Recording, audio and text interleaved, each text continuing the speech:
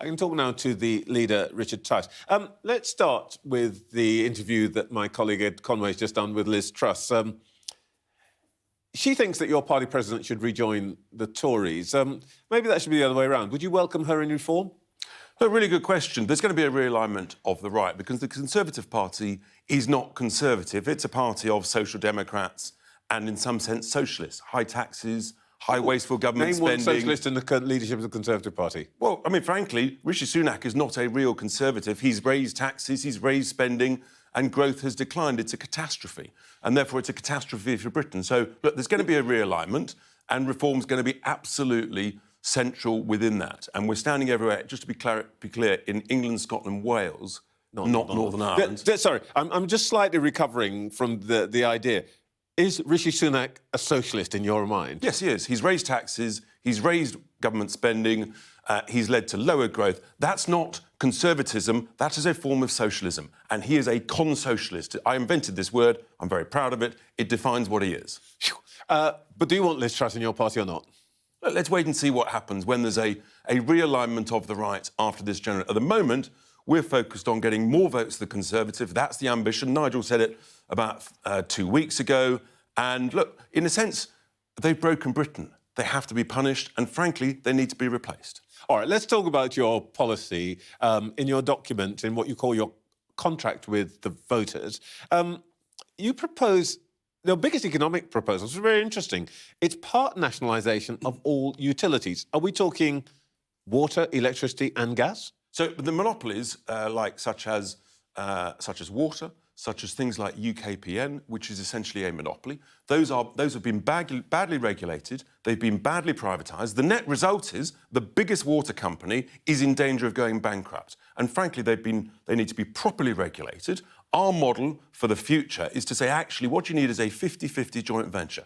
Part public ownership, part owned by British pension funds, but with private sector management rather than civil servants running. That is the right sort of economic model that would have served this country much, much better. Look, no one's saying it's easy to do, but we're saying that is the right model for how you have for monopolies in this country. But that means the state would own half of all these utilities. That sounds a bit Marxist to me, Richard. Not at all. It's actually a sensible economic model so that the taxpayer benefits when the company does well, takes it on the chin when the company doesn't do well. But otherwise, you have private equity companies ripping off the British consumer, and that's what we've seen with Thames Water, and it's an outrage. All right. Another thing, central plank in your policy is that you want to drop the net zero pledge. Is that because you don't believe in man-made climate change, or because you believe in it, but you think that what we do doesn't make a difference, or that you don't really care if Bangladesh drowns? Look, we all care about the environment, but the reality is that net zero is the wrong answer to the challenges that we face. Net zero actually is a killer. It's killing British jobs, it's killing British communities like down at Port Talbot, it's killing, as I say, the economy. The economy is doing very, very badly. And actually, here's the thing. Because of all the sort of the extraction of rare earth metals in the mines in Africa and America and South America, actually, it's killing children and some of the lowest paid workers in society in those mines. What we need is more trees, more recycling being planted, more recycling here in the UK, not offshoring it overseas. We need less single-use plastics and that sort of thing. That's the way to have a positive effect on the environment. The problem with net zero, it's the wrong solution to the environmental challenges we face. Let's talk about the other net zero pledge, which is on immigration for essential workers. 35% of our doctors are foreign, 27% of our nurses, the same. Last year, half of all new nurses were trained abroad, to be precise, and that's the highest number on record. So, if you were to introduce net zero immigration next year, let's say, who gets thrown out to accommodate those people? Trevor, they're essential workers. Trevor, no one gets thrown out, but you've just agreed with me that we should be training, essentially, we should be training our own people. That's the first thing. But look, about 400,000... It takes 7 years to train a doctor. Yes. What happens next year? About 400,000 people leave the UK every year. So we can welcome in highly skilled, highly qualified people, in particular in essential areas like healthcare, like social care, to a similar number. That's what we've got to focus on whilst we train our own people. Our healthcare policy, we're the only party, for example, that has a plan, ambitious plan to get to zero waiting lists. Our healthcare policy with more money will retain and attract staff back into healthcare. And that's a vital thing. And we welcome people from all over the world for healthcare, but we've got to train our own people and retain them in this sector, like we did in the 80s and the 90s. All right. Forgive me if I seem overly sensitive about this particular sentence, but in the document it says that white people can even be barred from applying for jobs, and this is part of your pushback against diversity and inclusion and all of that. And the claim in this document is not that white people don't get the jobs. It is that they are barred from applying for jobs. And we've seen that. Give me an example where that's true. We've seen that in the public sector. Where? There was an institution which actually said that it literally said, I'll come back to you with the specific... It actually said that there was a preferential qualification for non-white people.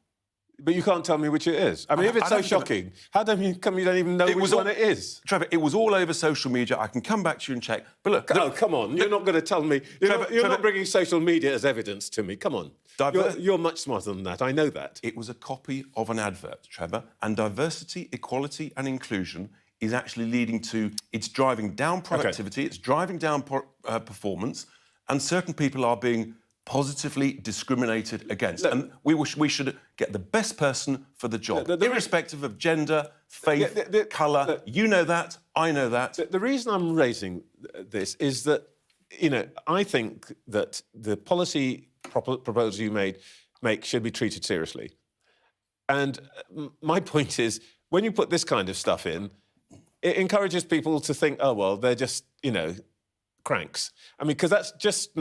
there's no evidence of this. There's no evidence we're cranks, Trevor. We're the third largest political party in polling terms. We're going up in the polls. The Tories are sinking, and that's because we've got a bold solution to save Britain, because the country is absolutely broken and nothing Labour will do will get us growing again. In fact, frankly, we're heading towards bankruptcy unless there's serious change to the way this country is run. Look, you're doing pretty well in polling, but let's have a look at what happens when you fight real parliamentary seats with real voters. The red dots are your polling average. The blue bars are what you actually get. Now, the places where you did better were Wellingborough and the constituencies in South West recently, where the Tories, basically, they'd thrown out the Tory candidate because of his individual behaviour. I'll tell you what that so they're not typical. What that graph helpfully shows is that now, as more people have heard about reform, we're doing better and better. Look at Kingswood and Wellingborough, right? There, we're now achieving at or above our polling average, and since then we've gone higher and higher. In both cases where the Tory MP was thrown out for what was alleged bad behaviour. You can't have it both ways. You can't accuse us of not being able to perform, but then say, actually, the fault is of the Tories. I'm perfectly able to say that those two are exceptions, and I can explain why. They're not exceptions. That's the direction of travel. We're making progress. The press is reporting more about us. People are hearing about us. That's why we're going up in the polls. And I'm confident, as we head to this general election, we're going to do increasingly well. People like what they hear because they say, actually, the country's broken and there's no solutions from what I call Starmageddon.